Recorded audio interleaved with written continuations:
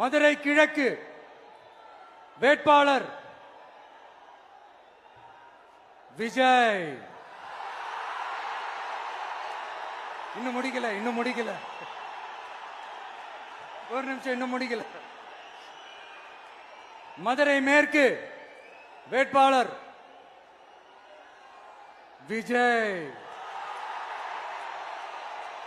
மதுரை மத்தி வேட்பாளர் விஜய். மதுரை தெற்கு வேட்பாளர் விஜய். மதுரை வடக்கு வேட்பாளர் விஜய். மேலூர் விஜய். சோழவந்தான் விஜய். திருப்பரங்குன்றம் விஜய். திருமங்கலம் விஜய். உசலம்பட்டி விஜய்.